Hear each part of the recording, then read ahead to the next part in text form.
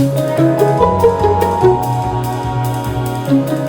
un outil, un dispositif itinérant pour permettre d'aller vers les usagers, permettre à tout usager du territoire nord de la Martinique de bénéficier des services publics auxquels ils ont droit.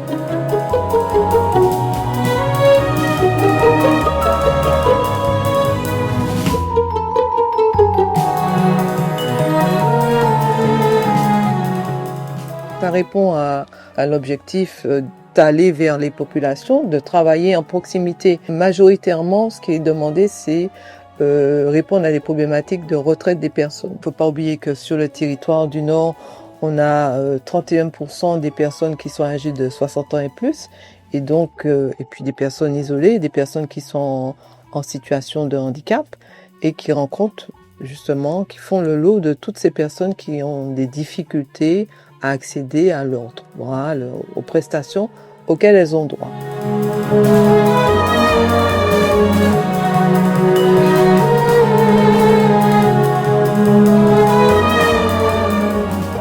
Le déplacement du bus se fait toujours en partenariat avec les communes bénéficiaires, puisque nous sommes une intercommunalité.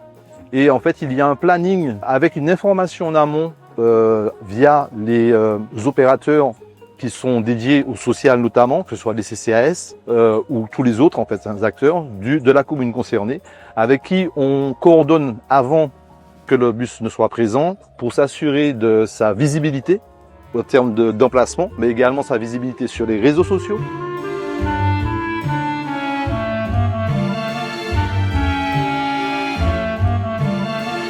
Normalement, vous avez eu la CAF.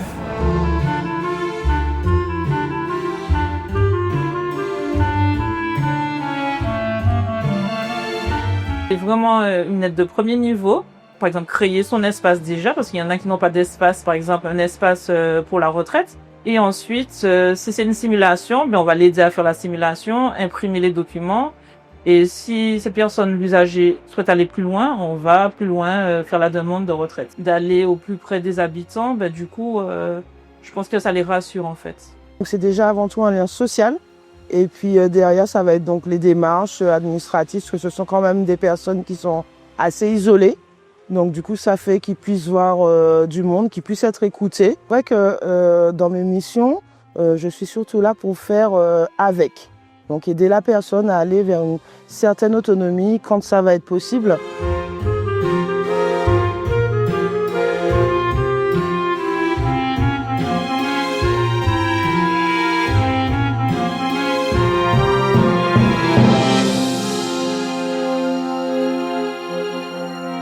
On constate qu'il y a énormément de personnes, on cible souvent les seniors, mais pas que, qui soit ne savent pas utiliser effectivement l'outil informatique, n'ont pas accès à l'outil informatique, et puis bien évidemment il y a les questions d'usage. On peut avoir disposé de ces équipements et ne pas savoir les utiliser à bon escient.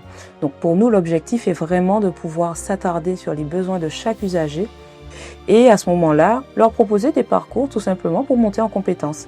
Et aujourd'hui, ils sont venus pour une démarche administrative. Demain, l'idée, c'est qu'ils puissent la réaliser seuls dans un premier temps et pourquoi pas découvrir de nouveaux usages numériques également.